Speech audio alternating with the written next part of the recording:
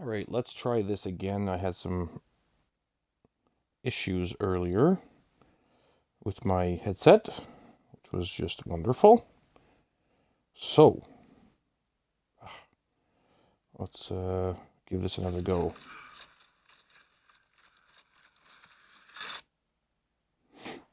Okay, now,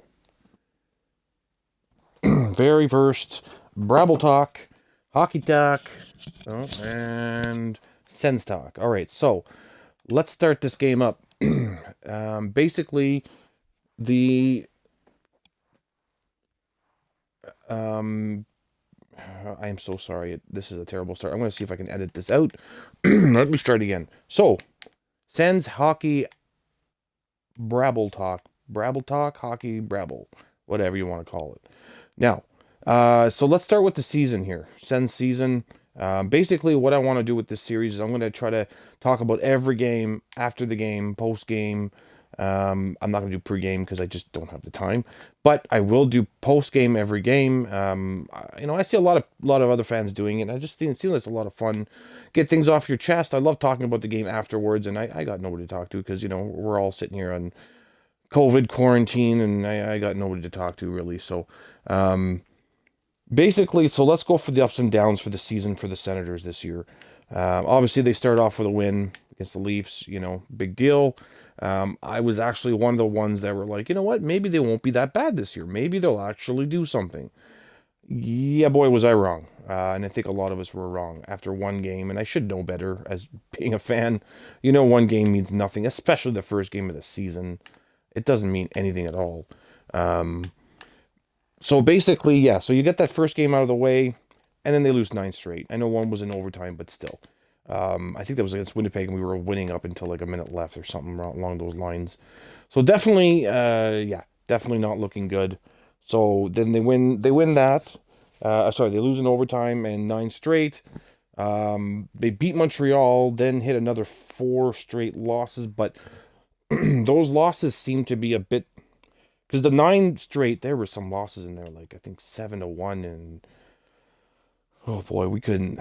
I couldn't believe some of the losses. They were. It was hard to watch as a hockey fan and a Sens fan. It was really hard to watch. And then the 4 after the Montreal win, they seemed to be better defensively. Obviously, our goaltenders were actually stopping pucks for once. So yeah, that was obviously they need to do that. That's what their job is. Murray seemed to kind of settle in a little bit. I'm still not sold on Hogberg or Holberg, as I like to call him. I mean, sure, he's a nice guy, but I'm not crazy about him. But then, after that, after the 4 in a row, if I'm not mistaken, they won against Winnipeg, 2-1. So that was nice to get a close win. I think they scored 10 seconds left or something. So that was a nice little win for the Sens. But then afterwards, I guess one of the bigger comebacks, actually probably the biggest comeback I've ever seen against the Leafs. It was, they were down 5-1. I'm not going to go through the whole thing because obviously you guys seen it. If you're a Sens fan, you've seen it before. You've seen it, and you're probably super happy like I was the next day. Came back and won it 6-5 in overtime. After that, they kept they kept it. They won 4 out of 6 after that as well. So I guess that was during the time, but 4 out of 6 now out of the last 6 games. So obviously much better. They seem to be. I still find they still struggle to score. It seems like every goalie they plays tends to be a Vezina Trophy winner for some reason.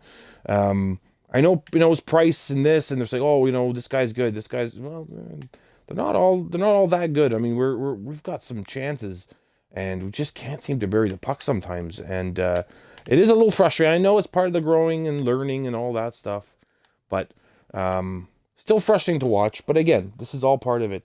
My thoughts on DJ Smith this year.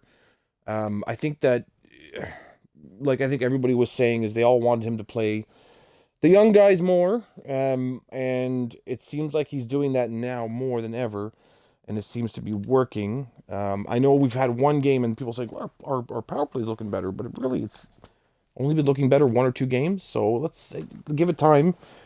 See if they can still do that back pass. That I don't know if anybody else has noticed that, but that back pass is horrendous. That skate up back pass and then try to. Oh my god! It's just, it is so annoying. I can't stand that.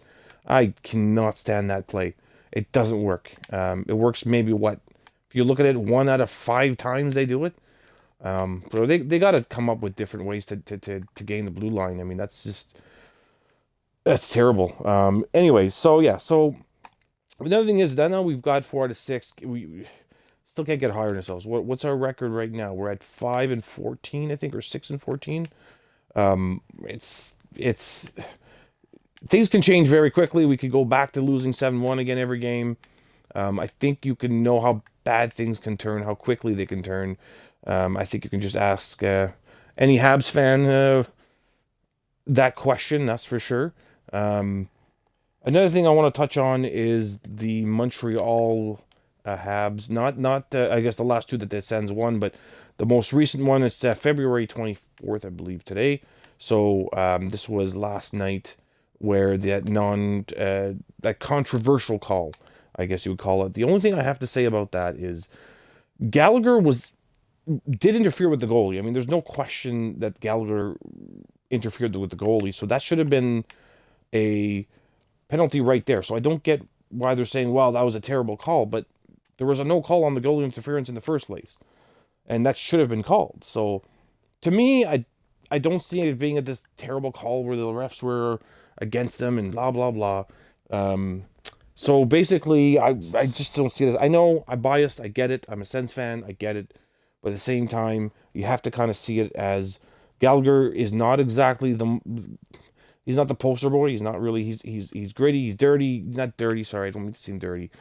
He's much like Kachuk, right? He plays very, very on the edge, and probably doesn't help his reputation when it comes to goal interference.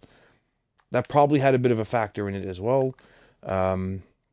I don't think that was a bad call. I think that was actually the right call, to be honest. And if you think there's bad calls against just the Habs, I'm going to send you a link in the description to show you why that's not true at all. And you'll see it when you take a look. So having said all that, that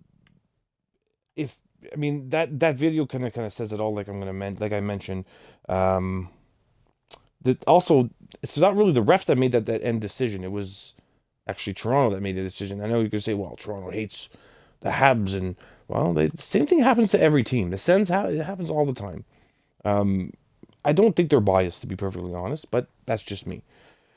I'm going to talk a little bit about the highlights of the season as well. Some of the players, obviously Kachuk. I mean, what can you say about that guy? That guy, I think I agree with most of the fans when I think they should slap the C on him.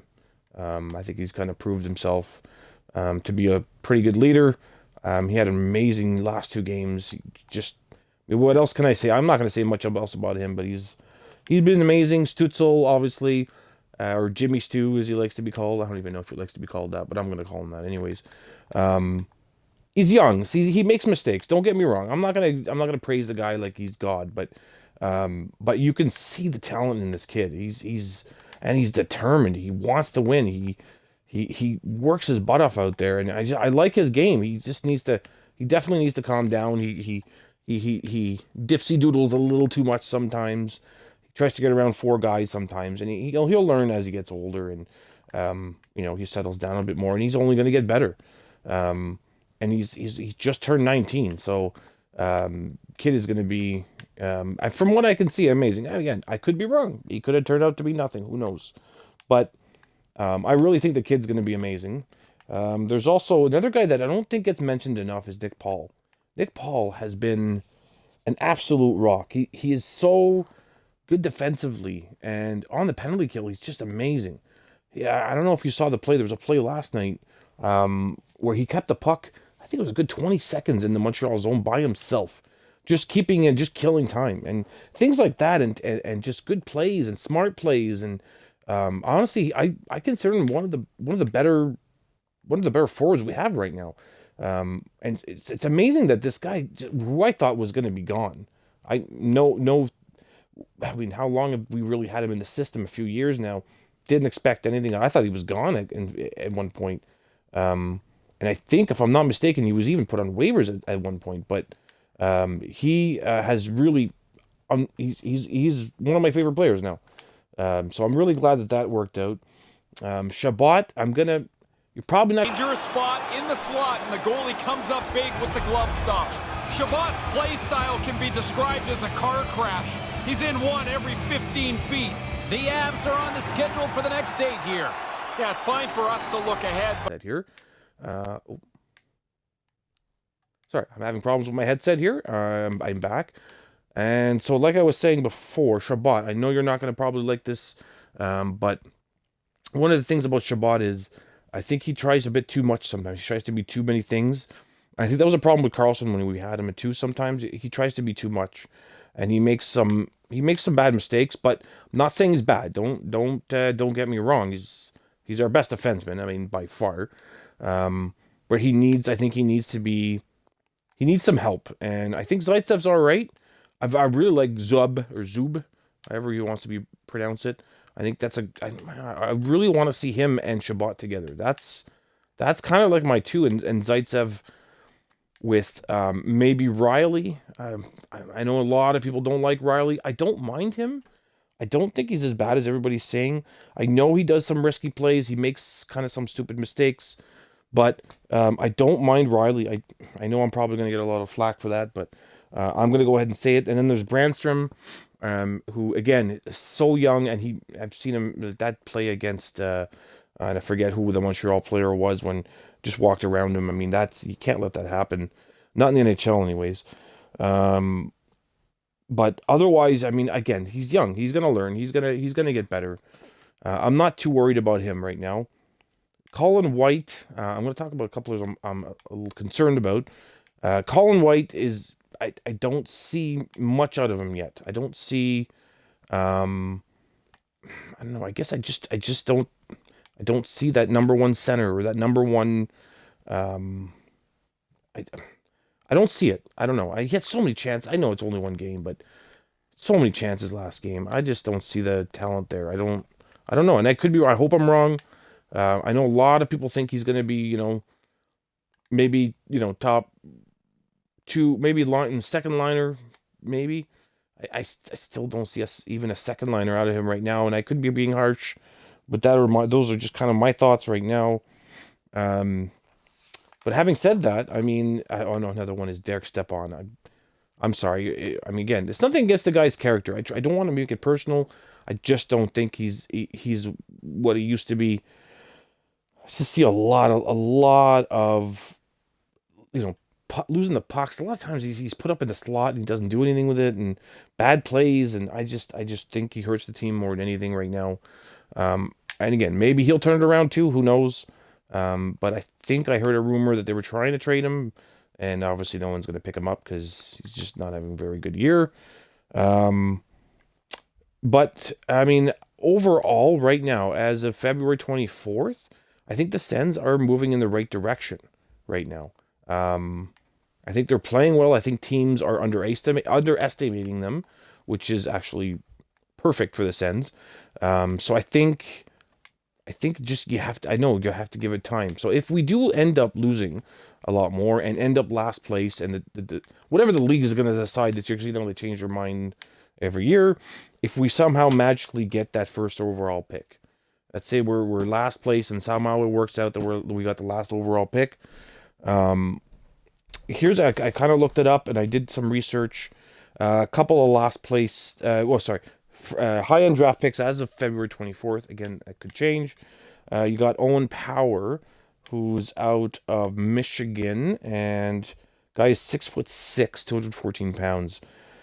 Kind of reminds me of Tyler Myers. He's a solid D-man, can put up a few points, but he's one of the ones you can kind of rely on the back end that can really change your dynamic or play with Chabot kind of thing. I know we've got other players like Sanderson coming up, but he might be that kind of guy if we end up getting him. But there's another guy called Simon Edvinson, and if I'm pronouncing that right, I hope. 6'4", so he's another kind of bigger guy. He's from Sweden, Swedish defenseman. He might be a better pick because he seems to be able to move. From what I saw in the research and what I saw from him, is he has size, but he also can move the puck very well. He seems to have some nice hands on him. Now, defensively, who knows? It's kind of hard to tell from the clips that I could see of him because you can't get a lot of it. He seemed to have a lot of upside to him offensively, but I don't know defensively, right? That matters. So, having said that, though, I think, I lost this game pretty badly. So I think could be another one. There's another one called Brant Clark. So he plays in the OHL for Barrie, I believe. He seems like the most gifted goal scorer, as a defenseman, obviously. But again, you could see more of him, and I don't know if his defense. Again, I'd be worried about his defensive game a little bit. So I think Owen Power for me would be kind of like the guy that we kind of need, because I don't think we need more offensive defensemen if we were to pick somebody. If we were to get top 3, let's say, and these guys are still top 3, I think that'd be better. But who knows what they want to do? I think Edvinson. I don't want to say it. Maybe not the kind of the skill that Carlson has, but similar, but maybe a bit more defensive. So which would not be that bad as well. But we'd have too many puck moving defensemen. We need more of those stay at home guys, right? That can kill penalties and stuff like that. So that's basically, and it's not a deep draft this year. So the top 3 guys are all defensemen, and from what I understand, it's not a huge deep draft. So if we don't get those first 3, we somehow maybe not make the playoffs, but we get top 10 even. You get somebody maybe decent. I think that would do well for Ottawa. I think, again, they just got to stay. And as long as Melnyk doesn't screw everything up and trade everybody like he likes to do, I can see. I'm not going to go with him. They're all going to win the cup for sure, because it's not that easy, as I'm sure most teams can tell, to win a Stanley Cup. But I don't really have faith in Melnyk, so I'm really concerned that 2-3 years from now he'll be starting to trade guys. So because they're gonna want, what they're worth. So we'll see what happens. But like I always say, go Sens go. I also haven't forgave Melnyk for the Stone trade. So go Sens go, and hopefully you like this video, and we'll see you on tomorrow night.